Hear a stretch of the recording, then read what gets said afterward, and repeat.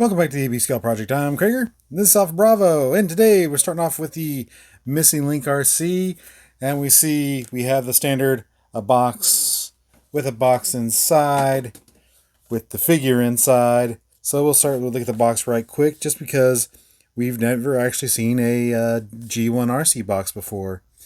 So looks pretty good. Has regular G1 kind of transformation instructions on the top. All the legal on the bottom, product shots on this side, product shots on this side, the panorama, the stats gauge, and yeah, all that fun stuff. But pretty neat. So we get our first G1 Arcee packaging to go with our G1 Arcee.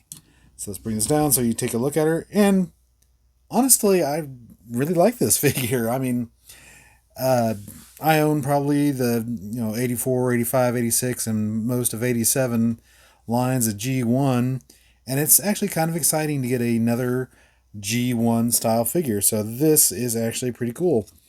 Packs away really well. Turn around here. Not too bad. And she actually did come with a sticker sheet that you needed to apply. Unlike the other ones, like here's the Sunstreaker. Just comparison, where with the Sunstreaker, a lot of the details that were on the sticker sheet are now automatically put on as tampagraphs or details actually put into the figure. Stand up. All of a sudden, nobody wants to stand up straight. Okay, here we go. So, but her, since you didn't get the experience of putting the stickers on before, you can put them on now. And I'm kind of half deciding whether I want to or not. I may do the little circle ones that cover these screws, but otherwise I'm more inclined to just leave her the way she came in the package. All right, so there she is compared with the Missing Link Sunstreaker. And we'll bring in G1 Springer, just so you kind of get a size compare. So she's a bit taller than the original Springer was. I was tempted to pull out the entire 86 movie cast, but that was a little bit too much work. All right, and we'll bring in the Studio Series 86, so we get a where it started and where we're going, or where it started, where it's at. It's really hard to tell. This was the original concept, and this is what we got in the movie. How about that? So, overall, not bad. And like I said, I really like playing it with it because it's like getting a brand new G1 after all these years. All right, let's go ahead and take a look at the vehicle mode. Well, I was so excited about talking about all the other features and the fact that we got a brand new G1 that I forgot to go over the articulation. All right, so she does look up pretty well. The head is, does turn, but it is really stiff on the turn, so I'm kind of afraid to go too far with it. And plus, there's been complaints that if you make her look up too far, you will get some stress marks in the head, so be aware of that. The arm rotation is this whole fairing. That's about, I guess you can get a little bit more rotation out of it. And then the butterfly joint is built into the transformation. There is an elbow pivot there, nothing in the wrist. No waist, just because the way she transforms. The legs are on this kind of a fair there. See if you can actually see it. Yeah, there you go.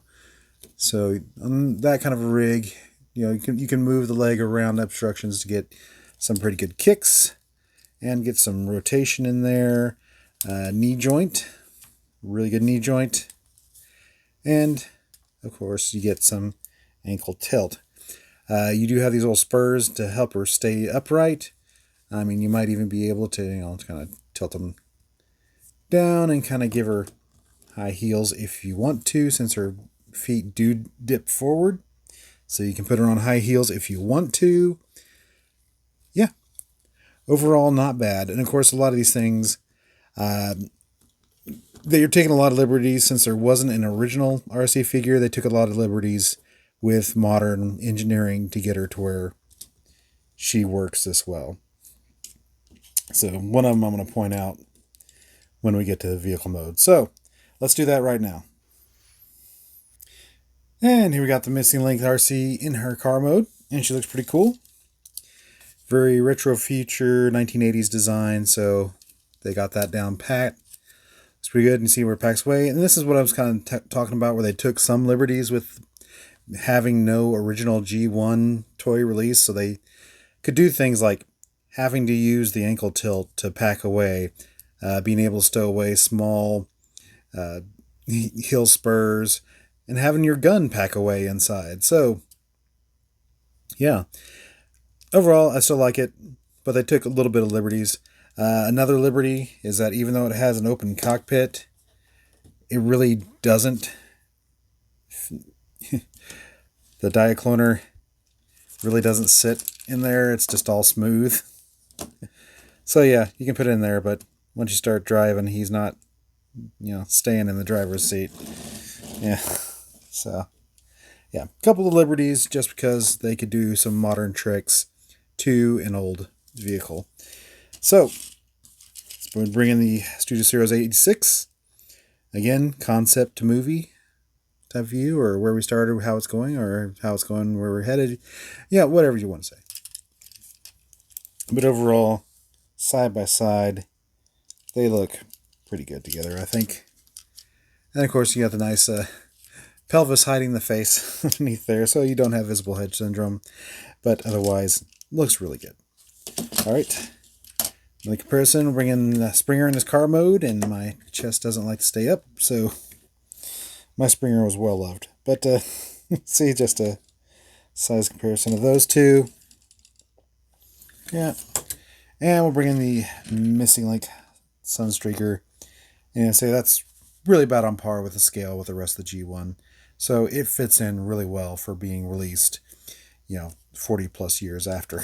So anyway, not much more to say about the car mode. Rolls well, stows the gun, unlike any other G1. So, and no parts for me. I mean, unlike a lot of G1. So, let's go ahead and do our final determination. So, is this our new IDW G1 RC? No, because this is the prototype, look. So, yeah, it's not going to win, but I still really like it. Of all the Missing Links so far, I think I like this the best, just because this was a G1 we never got before. So, it's really exciting, and she's actually really fun to play with, pretty intuitive to transform, and then, yeah, I genuinely like her. So, go ahead and wrap things up. We'll get a nice pose out of her. Something nice, exciting. And just having G1s that pose this well, it's just really cool. All right, so thanks for joining us today on the AB Scale Project. Please like, share, subscribe, leave a comment, ring that bell, and I'll see y'all later.